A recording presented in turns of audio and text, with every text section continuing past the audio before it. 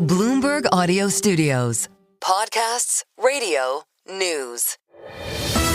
The Stock Movers Podcast. This is your roundup of companies making news on Wall Street and beyond, harnessing the power of Bloomberg data. Let's take a look at some stocks on the move today. With us is Bloomberg News earnings reporter Red Brown on Monday's Stock Movers. And let's start with Tesla, which is a name that definitely popped up on my radar too. It was one of my gainers today. Oh, really? Great minds think alike. I think it was number one in the S&P 500 and the NASDAQ 100. That's exactly it. Finished up 12% today. Biggest one-day jump for the stock since November. And like you said, the best performing company in the S&P today. That gain today of 12% actually equates to close to $100 billion and restored, I guess we could call market value. Amazing. So yeah, a bit of a winning streak right now for Tesla. But no real reason why. I couldn't see any real catalyst. I think in terms of my notes, I don't remember seeing anything that was a real reason. It just popped up. No, I mean, it's interesting. It's actually kind of against, I think, some of the news flow. Yeah. Besides, I guess, kind of the broader market relief. Risk on trade today. Exactly. Of just, people I think are starting to come to terms with maybe it's a little bit of an easier tariff situation, which I think trickles down to the consumer being a little bit more comfortable. But like I said, I think heading in today and in the last couple of weeks, it seems like all of the news has been really negative against Tesla. I think the BYD news today that their sales topped Tesla's sales for the first time, I thought was really significant. But again, the stock, I'm not a trader, probably for the better because of this. But yeah, I think a good day for Tesla, despite some of the things that are going on around the company, some of their key markets, and of course their CEO. Still down 31% year to date.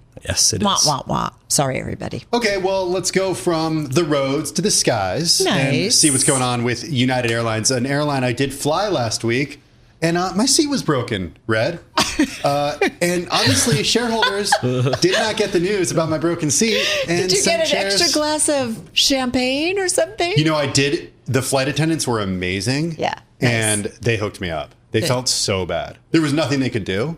And she was basically like, here's what she did. She said this loudly too. She's like, you have a choice. You can sit in this seat, or we can delay this flight by 6 hours because it takes 5 hours to take the seat out and put a new one in. And everybody on the plane was like, please sit in the seat. Please sit in the seat. Wait, can I tell you what the other choice was?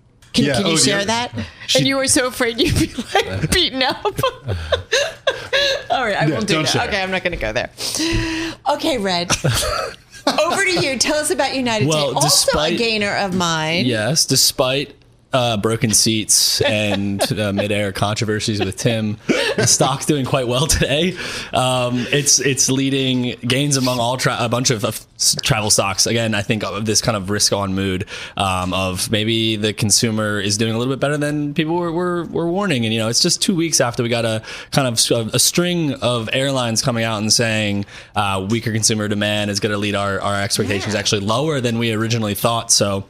Again, sort of against the run of the news, I think, is United. Maybe if you were kind of paying attention to some of the smaller corners of the travel industry, you could have seen some signs of this. Carnival actually reported on Friday, and they reported results that just blew, excuse the pun, results out of the water, and really handily beat expectations. And that's on mainly two things: really healthy demand and strong onboard spending, which I know you guys are well acquainted with when you probably spoke with him this week.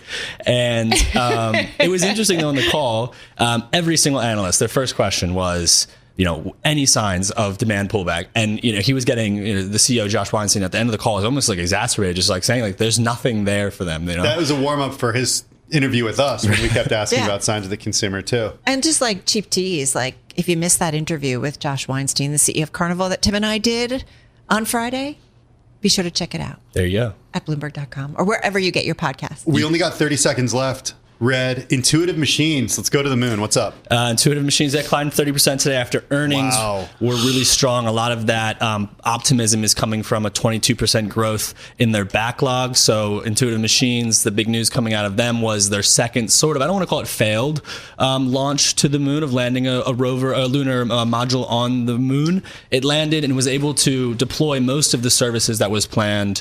But it wasn't perfect kind of stuck the landing, what have you. So the stock would have been down around 60%, I think, early through the year until today's rally of 30%. Again, because, even though they had the negative news flow once again, they were able to demonstrate no real reason to suspect that the business itself is slowing down. Stock is down almost 50% this year. There's always next moon. There's always next landing. moon. Bloomberg News earnings reporter Red Brown on Monday's Stock Movers. The Stock Movers Podcast from Bloomberg Radio. Check back with us throughout the day for the latest roundup of companies making news on Wall Street. And for the latest market-moving headlines, listen to Bloomberg Radio live. Catch us on YouTube, Bloomberg.com, and on Apple CarPlay and Android Auto with the Bloomberg Business app.